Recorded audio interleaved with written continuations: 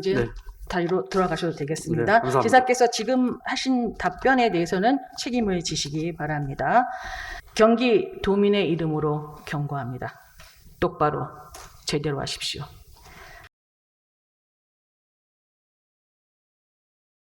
안녕하십니까. 국민의힘 용인 출신 기획재정위원회 소속 지미연 의원입니다.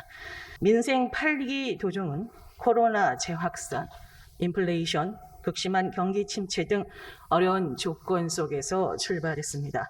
의회가 여야 동수로 구성되었고 당선 초부터 줄곧 협치와 연정을 얘기했기 때문에 의회에 대해서도 전향적인 자세를 취하실 것으로 기대했습니다. 그러나 지금 와서 되돌아보면 이런 기대가 얼마나 허망한 것이었는지 허탈한 마음뿐입니다. 공정과 능력을 얘기하며 의회를 고립시키고 패싱하는 일들이 다반사로 일어나고 있습니다. 민생특별대책위원회, 도정자문회의, 레드팀까지 의회가 맡고 있는 견제와 비판 기능을 의회 밖에서 찾으려 하고 있습니다. 장기적인 도정 주요 사안의 합리적 해결책을 찾기 위해 공론화 과정을 거치는 것을 반대할 이유는 없습니다. 그러나 공론화 이전에 의회에서 먼저 논의돼야 할 사안들조차 모두 의회를 건너뛰어 지사가 선정한 정체불명의 위원회에 맡기는 것은 직접 민주주의를 빙자한 의회 민주주의의 파괴에 불과할 것입니다. 당선 후 벌써 111일이 흐르고 있습니다. 경기 도정에 대한 업무 파악은 다 마치셨지요? 네, 열심히 하고 있습니다. 네? 열심히 하고 있습니다. 아니 열심히 아니에요. 제가 모두 맞추려고 질문했는데. 경기도가 워낙 넓고 하기 때문에 최대한 빨리 파악을 하고 있는 것도 있고 아직 조금 더 공부하고 것도 있고 그건- 열심히 하고 있다는 말씀입니다. 아직도 파악이 덜 되신 거예요? 파악을 많이 하고 있고 또 세부적인 건 조금 더 공부할 것도 있고 그렇습니다. 그렇다 그러면 82일간의 도지사의 업무 수행에 대해서 그러면 지금 저는 지사께서 준비도 많이 하시고 공부도 하셔서 좋은 후한 점수를 주려고 했는데 그렇다 그러면 지사 본인께서는 몇 점을 주고 싶으세요? 어떻게 평가하고 싶으세요? 많이 미흡하다? 글쎄요, 제가 저 수준에서 평가하는 거는 그럴 위치에 있는 것 같지는 않고, 의원님이나 또 다른 의원님들 또 도민 여러분께서 하시는 것에 대해서 겸손하게 또 수용하고 하도록 하겠습니다. 제가 제 걸 평가하기는 그렇지 않겠습니까? 다만, 그동안 열심히 했다는 말씀 드릴 수 있습니다. 그러니까 그건 거에 대해서 지금 82일 동안 하신 거에 대해서 평가를 하신다면 미진한 부분이 있다, 없다? 미진한 부분이 없다고 볼 수는 없겠지만, 어쨌든 최대한 노력을 하고 있습니다. 그 얘기는 지사님 지금 답변을 가만히 듣고 있으면 도민들께서 저걸 어떻게 평가를 하나 싶은 거예요. 이게 등 떠밀려서 나오신 자리가 아니잖아요. 지사 하시고 싶어서 나오신 거 아닙니까? 근데도 왜 이렇게 대답이 명확하지가 않으세요? 자신 있게 내가 이건 이것까지 했고 이건 못했다 차라리. 아니면 내가 이 생각은 못했다. 이게 훨씬 더 인정하고 들어가신 게 낫지 않으세요? 의회와의 관계에 있어서도 솔직히 그렇게 후한 점수를 드릴 수는 없지 않겠습니까? 자, 그렇다 그러면 이렇게 제가 본 의원이 봤을 때 일하고자 하는 의욕이 넘치셨어요. 솔직히. 왜냐하면 10대 의회 끄트머리에 조직 개편을 12대 의회하고는 이런 방구 논의도 없이 밀어붙이기까지 하셨거든요. 그 결과가 어찌 됐다고 보십니까? 아마 이제 경제부지사 조직과 관련된 말씀을 하시는 것 같은데, 그 당시 당선인 신분으로서 제가 도정에서 가장 시급하게 생각했던 것은 민생경제의 안정이었습니다. 결국은 낙마하셨잖아요. 핵심은. 그렇게 밀어붙여가지고 의회하고 소통 안 하시고. 그렇다 그러면 지금 답변 통해서 보면 만약에 다시 그 시점으로 갈아가신다고 하면 지금하고 똑같은 그러한 스탠스를 취하시겠습니까?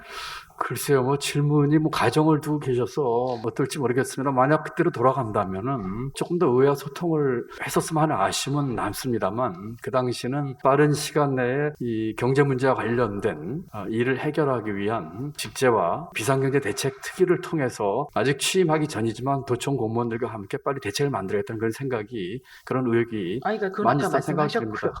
아까 답변하셨고 제가 다시 묻습니다. 지금 만약에 다시 그 시점으로 돌아가신다면 그때와 같은 스탠스를 취하시겠는가 아니면 달리 의회와 소통을 하시겠느냐 있는 거죠. 글쎄요, 그 질문에 대한 답이 지금 무슨 의미가 있는지 모르겠습니다만 조금 더 소통을 강화하면서 하지 않았을까 하는 생각을 해봅니다. 그러면 그때 그렇게 의회와 소통하지 않으신 점은 반성하고 계시다고 인정해도 아닙니다. 되겠죠? 그때도 그 당시 의회와 충분히 협의를 했습니다. 그거는 10대 의회와 협의하신 거죠. 그 당시 10대 의회 회기 중이었으니까요. 그것이 지사께서 취임 전이지 않습니까? 임명장은 7월 1일부터입니다. 10대 의회하고 무슨 협약을 맺으시고 뭘 하실 수가 있겠습니까?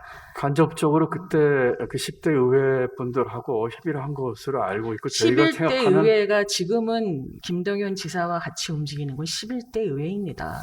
어쨌든 의원님 지금 새로운 그 직제에 따라서 경제부지사 임명이 됐고 앞으로 세 분 부지사와 함께 또 우리 도청 공무원들과 함께 말씀드린 경제협과 민생 안정을 위해서 최대한 노력을 하겠습니다. 의회와 소통하는 부분에 대해서 제가 과거에 대해서 그 행위에 대해서 반성하시냐는 질문한 거예요. 핵심은. 그렇다면 지금 현재 경제 전문가라고 지칭하기에는 거리가 있으신 분께서 경제부지사에 계십니다. 여기서 지사의 소통 부재가 느껴지는데 어떻게 생각하십니까? 신임 경제부지사는 경제 전문가가 아니라는 말씀에 저는 동의할 수 없습니다. 저는 아주 훌륭한 분을 모셨다고 생각하고 있습니다. 핵심은 의회와 사전 소통이 없다는 거예요. 그렇게 초대 경제부지사가 낙마했을 때 이미 느끼셨고 아까도 그런 아쉬움이 있다가 답변을 하셨는데 그러면 결국 조직 개편은 가을에 하신다?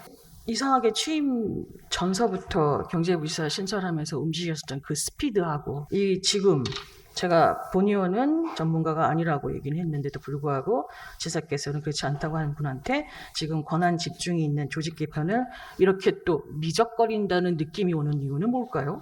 산하기관장 공석기관이 현재 몇 군데인 줄 알고 계시죠? 네, 지금 11개가 공석이 한 분이 사표를 내서 12자리가 지금 공석입니다. 우리 지사님 열정적이고 에너지 있게 움직이시는데 이런 산하기관장 자리가 이렇게 오래도록 비워두시는 이유는 또 무엇입니까? 그건 좀 오해가 있으신 것 같습니다. 산하기관장은 그렇게 단기간에 뽑기가 어렵습니다. 말씀드린 것처럼 이것이 임취 구성부터 거기에서 나름대로의 규칙을 정하고 공모를 받고 하는데 절차가 보통 2개월에서 3개월이 소요가 됩니다. 그렇기 때문에 마음 같아서는 좀 빨리 뽑아서 좀 하고 싶지만 정상적인 절차를 밟고 있고 그것이 빨라야 2개월, 최소한 3개월 정도 걸린다 이렇게 말씀드려서 지금 11개 기관에 대해서 정당하고 정상적인 절차로 지금 진행이 되고 있다 이렇게 말씀을 드립니다. 사전에 의회와 인사청문 업무 협약이 있죠. 네, 그렇습니다. 그 왜 아직도 안 하고 계십니까? 인사청문은 사람이 뽑혀야 인사청문회를 하는 것이죠. 원님 먼저 하셔야죠. 어떤 거를요? 지금 10대와 맺은 그 협약대로 그냥 준용하고자 하시는 겁니까? 아닙니다. 지금 제가 말씀드릴게요. 다시 질문 드릴게요. 10대 의회 기준으로 봤을 때 지금 기관장 공석 10곳 중에 8곳이 도와 의회와 청문회를 열어서 인사하기로 합의한 곳입니다. 이게 10대 기준이에요. 그런데 아직까지도 국민의힘과 협의되지 않은 11대 의회 때 협약서를 가지고 그대로 준용하고자 하시는 거 아닙니까? 지금 제가 그 말씀 드렸잖아요. 그 협약서에 대해서는 아마 지금 좀 논의를 하고 있는 것으로 알고 있고요. 하고 있는 것으로 아는 정도입니다. 왜 그러니까 모두의 본 의원이 지사께 부탁드렸던 것 명확하게 확실하게 아닌 거 아닌가요? 그렇듯 같은데요. 애매모호한 발언마다 좀 구체적이고 명확하게 좀 답변 좀 해주세요. 10곳 중 8곳은 인사청문회를 해야 하기 때문에 인사청문회 하려면 10대가 아닌 11대 의회와 인사 업무 협약을 맺어야 한다. 이거에 대해서 의회에 소통하고 계시느냐예요. 네, 저는 소통하고 있는 것으로 알고 있습니다. 이렇게 있는 것으로 알고 있는 게 아니라 지사께서 안 하시면 안 하는 거죠. 아닙니다. 큰 틀의 정리 안에는 의회가 있느냐입니다. 지사 안에 의회가 보이느냐입니다. 의회와 소통을 안 하시고 계시니까 그냥 집행부 내에서만 하면 뭐합니까? 의회랑 함께 하셔야죠. 말씀만 주시 무슨 행위가 나온 게 없지 않습니까? 자, 그러면 지금 우리 산하기관의 같은 경우 8곳인데 전 기관으로 인사청문회를 확대하실 의향은 없으십니까? 청문회 확장 여부는 함께 협의하도록 하겠습니다. 확대를 하실 의향이 있으시다. 그렇게까지 단정적으로 말씀드리지 않지만 협의해 보도록 하겠습니다. 답변을 좀 명확하게 좀 해주세요. 제가 이 자리에서 그 질문 말씀하셔야죠. 드리면서 충분히 의회 협약을 검토하겠습니다 하면은 제가 볼 때 가장 정확한 답이라고 생각을 합니다. 이제 네. 다리로 돌아가셔도 되겠습니다. 네, 감사합니다. 지사께서 지금 하신 답변에 대해서는 책임을 지시기 바랍니다. 지금까지 민선 8기 출범 이후 경기도에서 벌어지고 있는 걱정스러운 점들에 대해서 도민을 대신하여 김동연 지사께 질문했고 답변을 들었습니다. 보시는 바와 같습니다. 아직 무엇이 되어 있는지 보이지가 않고 답답한 마음뿐입니다.